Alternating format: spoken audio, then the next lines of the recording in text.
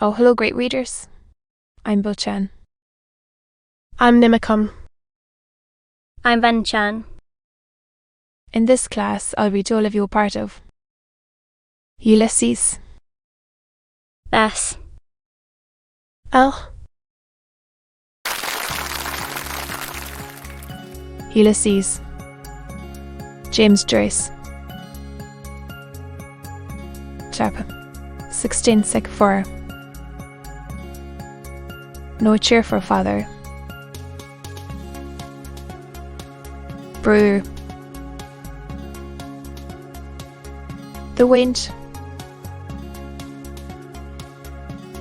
Her brand new arrival is on her knee. Postmortem child. With a high row. And a randy row. And my galloping Turrington-D. What? Both of the inevitable. Gring and Bert. I remain with Marshall of your broken-hearted husband W. The Buffy. You don't happen to have such a thing as a spare job, are you? The Jarvie addressed as it happened had not but the keeper to die of. Plug from his good jacket hanging on a nail and the desired object was passed. From hand to hand. Thank you, the sailor said. We come up this morning 11 o'clock. The three Mr. Rossivin from Bridgewater with bricks. I ship to get over. Paid off this afternoon. There's my discharge. T. The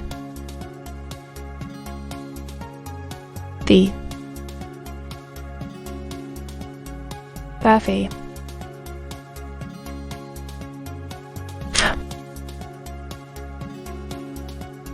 The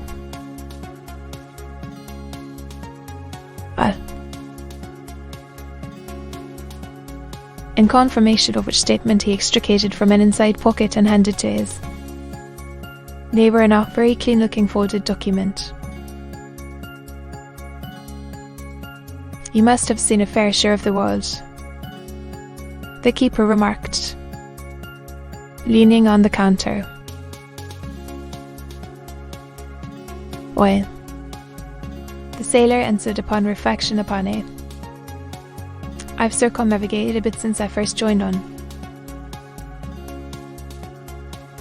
I was in the Red Sea. I was in China and North America and South America. We was chased by pirates one voyage. I seen icebergs plenty. Growlers. I was in Stockholm in the Black Sea. The Dardanelles under Captain Dalton. The best bloody men that ever scuttled a ship. I seen Russia. Gospodi Pomileo. That's how the Russians praise. You seen queer sights. Don't be talking. Put in a Jarvie. Well, the sailor said, shifting his partially chewed plug. I seen queer things too. Ups and downs.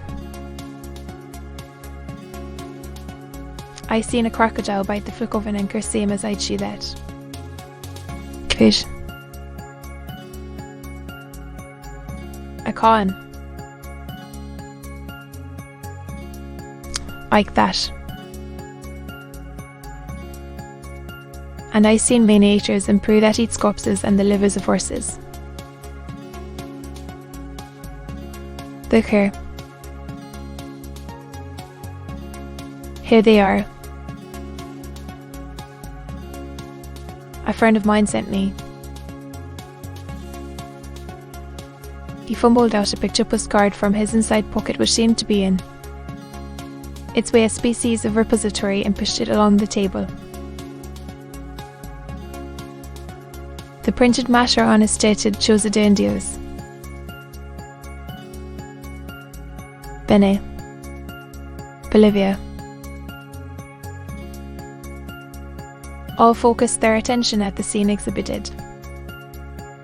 A group of savage women in striped loincloths, squatted, blinking, throttling, frowning, sleeping amid a swarm of infants. There must have been quite a score of them, outside some primitive shanties of Usir.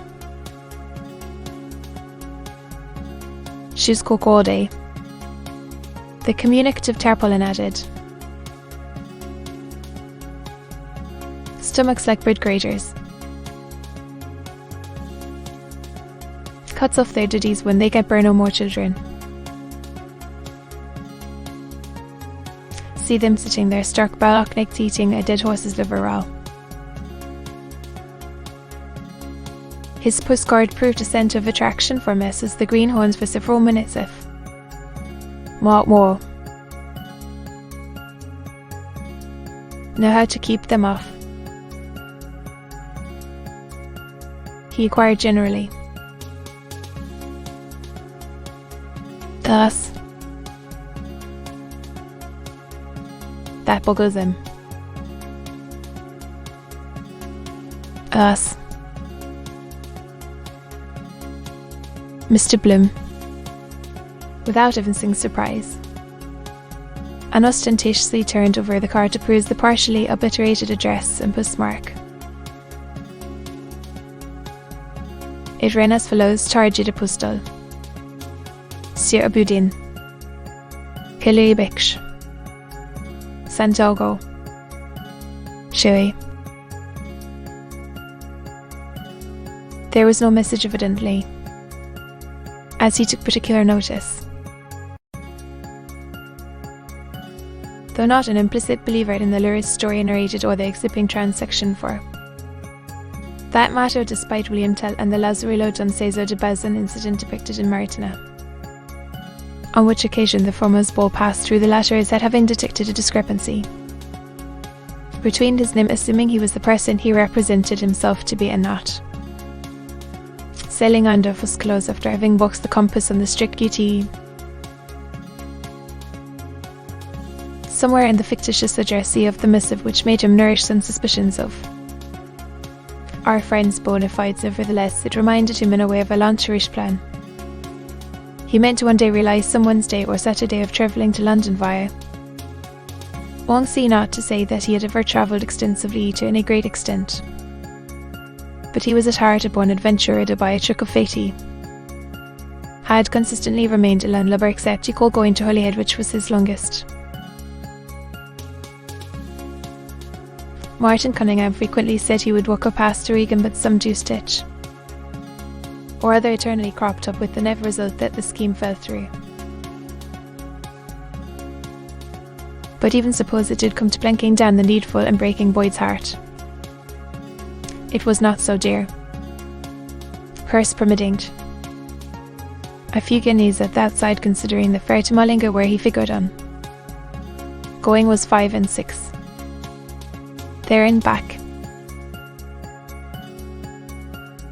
The trip would benefit health on account of the bracing ozone and be in every way thoroughly pleasurable, especially for a chap whose liver was out of order. Seeing the different places along the road: Plymouth, Falmouth, Southampton, and so on, culminating in an instructive tour of the sights of the great metropolis, the spectacle of our modern Babylon, where doubtless he would see the greatest improvement. Toril, away. Both of our claim to renew acquaintance with. Other thing to struck him as a by no means bad notion was he might have a gaze around on the spot to see about trying to make arrangements about a concert or of summer music embracing the most prominent pleasure resorts. Margate with mixed bathing and first-rate hydros and spas. Eastbourne, Scarborough, Margate and so on. Beautiful Bournemouth, the Channel Islands and some Millibridge spots, which might prove highly remunerative.